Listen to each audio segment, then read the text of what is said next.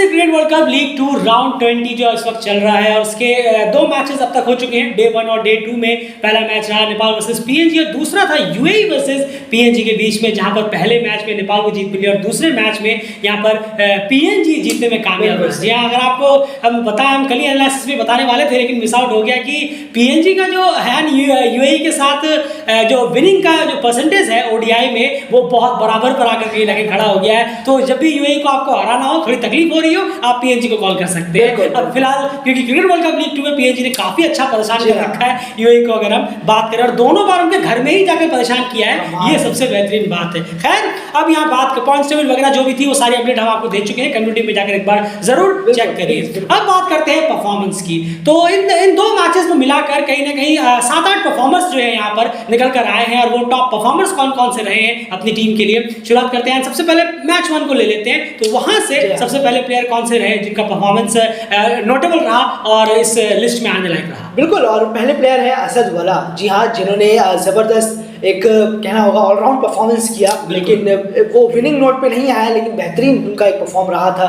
36 run पहले उन्होंने बनाए, 53 बॉलों में उन्होंने ये रन्स किए, बैटिंग करने आए थे। उसके बाद वहीं नहीं रुके, उसके बाद वो बॉलिंग करने के लिए जब आए नेपाल के खिलाफ, तब उन्होंने 3 विकेट भी साथ साथ में निकाले। 10 ओवर में कोई बैटिंग नहीं, 37 रन देकर 3 विकेटें उन्होंने निकाली। लोन बॉलर रहे थे हम उस दिन, अगर पीएनजी की बात करें। बिल्कुल, वो भले मैच नहीं जिता पाए हो लेकिन खुद का परफॉर्मेंस उनका जैसे कि हमेशा से स्टैंड आउट रहता है और वो भी उस दिन उनका रहा है। खैर, उसके बाद अगले प्लेयर की बात करें तो जो सेकंड प्लेयर रहे वो थे गुलशन झा, जिन्होंने अपना अच्छा खासा स्पेल डाला और सबसे इंपॉर्टेंटली कि टीम को सेकंड ब्रेक थ्रू दिलाया, क्योंकि पहला विकेट गिरने के बाद काफी देर से विकेट नहीं गिरे थे और तब गुलशन आया, उन्होंने स्ट्राइक किया और उनका जो स्पेल रहा वो रहा 9 ओवर में 28 रन देकर 3 विकेट, जो बहुत क्रूशियल स्पेल उनका रहा, क्योंकि मिड के विकेट्स निकालने में उन्होंने बहुत ज्यादा हेल्प की नेपाल को। और पीएनजी को जो जहां पर एक वक्त शायद 250 के आसपास पहुंच सकती थी, बहुत ही कम स्कोर में रोकने में वो कामयाब रहे अपने स्पेल से।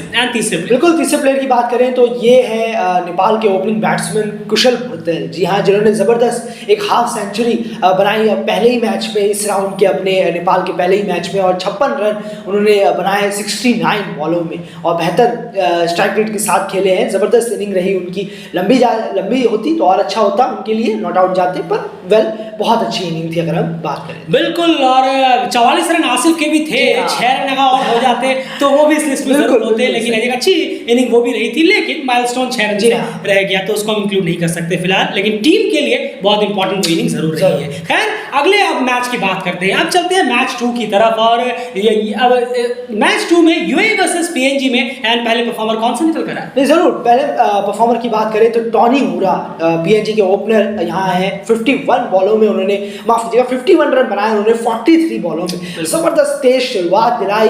10 ओवर में टीम का स्कोर बिल्कुल एकदम अलग सा दिखा, टीम का जो एक खेलने का तरीका है वो एकदम अलग सा दिखा। पीएनजी की बात करें, उसका क्रेडिट जाएगा टॉनी मूरा को।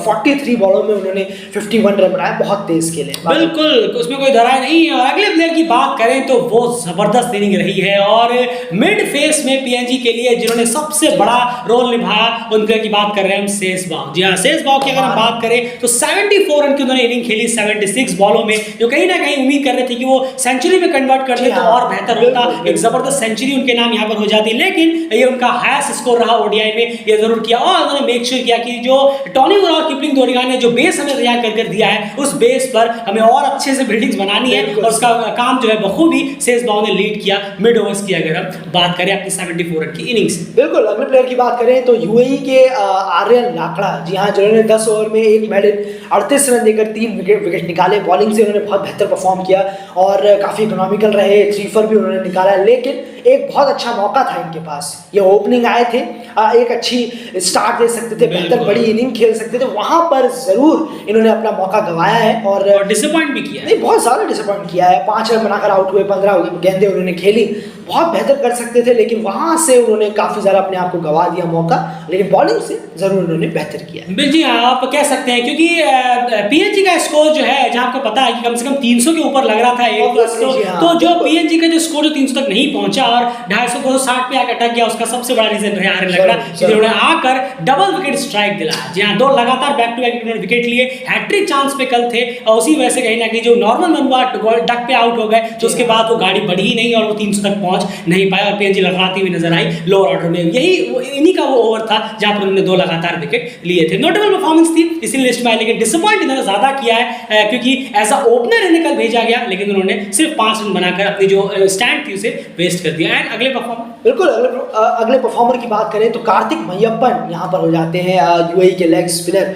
10 ओवर में 1 मेडन 49 रन देकर 4 विकेट निकाले। बहुत बेहतर परफॉर्म किया है इन्होंने।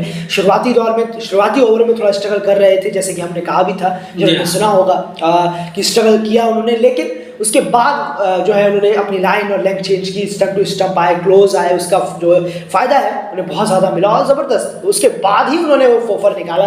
पहले बहुत ज़्यादा वो स्ट्रगल करते हुए नजर आ रहे हैं। जी हाँ, और ये सब जैसे हमने पहले बताया कि कुछ माइलस्टोन है, नोटेबल परफॉर्मेंस है, इसलिए यहाँ पर इंक्लूड है। जरूरी नहीं है कि हर किसी का परफॉर्मेंस बहुत ज़्यादा इंप्रेस करने में कामयाब रहा हो। कुछ होते हैं नंबर्स आपको लगते हैं कि वाह बड़े अच्छे नंबर्स हैं, और कुछ होते हैं कि हाँ इंप्रेसिव नंबर्स हैं, तो वो फैक्टर हो जाता है। तो मैच अगर आपने देखा है तो आपको क्लियरली पता होगा कि इफेक्टिव कितनी ज़्यादा इनिंग्स थी इन सब में से, वो सब आप खुद बखूबी जानते हैं। लास्ट प्लेयर की बात करें तो चैट स्टॉपर, मेरे ख्याल से इन 2 मैचेस की अगर हम बात करें तो इससे ज़्यादा इफेक्टिव परफॉर्मेंस नहीं रही है सेज बाव के बाद। मैं भी कहूँगा सेज बाव का इन आटों में से मेरा कम से कम सबसे फेवरेट रहेगा। मैं आपसे भी जरूर पूछूंगा, लेकिन उसके बाद लास्ट प्लेयर की बात करें तो चैट स्टॉपर, जिन्होंने जबरदस्त फाइफर अपना निकाला। 10 ओवर में 1 मेडन 25 रन देकर 5 विकेट यहाँ पर चैट स्टॉपर ने, जो उनका सेकंड फाइफर है और पहला फाइफर है किसी भी प्रेजेंट एसोसिएट ओडीआई टीम के खिलाफ। तो एक आउटस्टैंडिंग परफॉर्मेंस उनकी रही है और जबरदस्त बॉलिंग उन्होंने कल रखी, जो ऑलरेडी एक अच्छा खासा टोटल था, लेकिन आपको एक अच्छी बॉलिंग भी करानी थी, तो चैट स्टॉपर ने लीड की कल बॉलिंग अटैक में। एंड जैसे कि मैं आपसे पूछ ही रहा था, आपको क्या लगता है आपके इसमें से टॉप परफॉर्मर एक आपको अगर पिक करना हो हर कंडीशन सिचुएशन को देखते हुए, तो वो परफॉर्मर आपके कौन से होंगे? नहीं ज़रूर, मैं यहाँ पर जाऊँगा टॉनी ऊरा के साथ। ये थोड़ा स्पेशल ज़रूर है। जी हाँ, लगेगा शायद कि क्या है। बिल्कुल टॉनी ऊरा 51-43 बॉलों में जिस तरीके का क्रिकेट यहाँ पर उन्होंने खेला, इस तरीके की क्रिकेट की पीएनजी को बहुत ज़रूरत है अगर सामने वाली टीम का आपको गेम बिगाड़ना है। एक बेहतर शुरुआत अगर आप दे दें तो ऑब्वियसली टीम ज़रूर अच्छे स्कोर पर पहुंचेगी। टीम के पास प्लेयर है, अच्छा कर सकते हैं। सेज बाव ने वो करके दिखाया और लगातार वो चल रहे हैं। 30 वगैरह भी करते हैं, 30-40 भी अगर रन मारते हैं प्लेयर नीचे आके मिडिल ऑर्डर में, बड़ी तेज हो जैसे टॉनी ऊरा का रहा। बस बिल्कुल सही कहा आपने। और सेज बाव ने जिस तरीके की बड़ी इनिंग खेली, तो एग्जीक्यूट बहुत अच्छा होगा, प्लेयर जरूर आके करेंगे। अगर तभी होगा जब टॉनी ऊरा ऊपर फायर करेंगे, यानी कि 10 ओवर में वो बेहतर शुरुआत दिलाएंगे जैसे कि उन्होंने किया। बिल्कुल, इसमें कोई दरार नहीं है। तो ये हाथ थे इस डे 1 और डे 2 के टॉप परफॉर्मेंस की। अब यहाँ पर एट द एंड एक छोटा सा सवाल, क्या डिसअपॉइंट सबसे ज्यादा किससे हुए हैं? कुछ बड़े नाम भी थे, नेपाल के पास भी कुछ नाम थे बैटिंग लाइनअप में, कहें यूएई के पास है काफी बड़े नाम। अब क्या कहते हैं, रोहन मुस्तफा? बिल्कुल यार, बहुत आसान सा सवाल है। मैं रोहन मुस्तफा सबसे ज्यादा डिसअपॉइंट हुआ हूँ, क्योंकि नाविया और यूएई वाले दौर में मैंने देखा, चलिए उसको भी आप हटा दें मैचेस को, तो यहाँ पर रोहन मुस्तफा की तरफ से वो एक परफॉर्मेंस निकल कर नहीं आई है जहां जो जरूरत थी इस तरह के मैचेस में। अगर हम बात करें खास करके इन 2 मैचेस की, आप ज्ञानेंद्र मल्ला को वहां पर कह सकते हैं। ज्ञानेंद्र मल्ला का परफॉर्मेंस जब आपको इतना बेहतरीन बेस मिल गया, उसके बाद आकर उस बेस का इस्तेमाल ना करना। आप यहीं पर देखिए एंड टॉनी ऊरा और क्रिपिंग डोरिगा ने जो बेस दिया उसका सेज बाव ने कैसे इस्तेमाल किया, ये एग्जांपल है। लेकिन वहीं पर जो कुशल और आसिफ ने दिया, वहां पर ज्ञानेंद्र उस बेस को इस्तेमाल करने में नाकामयाब रहे। तो ये ज्ञानेंद्र और रोहन मुस्तफा से सबसे ज्यादा डिसअपॉइंट हुआ मैं इन 2 मैचेस की अगर हम बात करें। तो आपकी क्या राय है? 2 ऐसे प्लेयर जिन्होंने सबसे ज्यादा इंप्रेस किया आपको इन 2 मैचेस में, और 2 ऐसे प्लेयर जिन्होंने सबसे आपको डिसअपॉइंट किया इन 2 मैचेस में। कमेंट बॉक्स में जरूर कमेंट करिए और बने रहिए डेली चैनल के साथ, क्योंकि नेपाल वर्सेस यूएई, जी हाँ, एक बड़ा क्लैश होने वाला है। बहुत इंपॉर्टेंट क्लैश है ये। कितना इंपॉर्टेंट है, क्या सारी डिस्कशंस रहेंगी मैच रिव्यू लेकर, बस कुछ देर में हाजिर होते हैं आपके पास। फिलहाल इस वीडियो में इतना ही, बाय।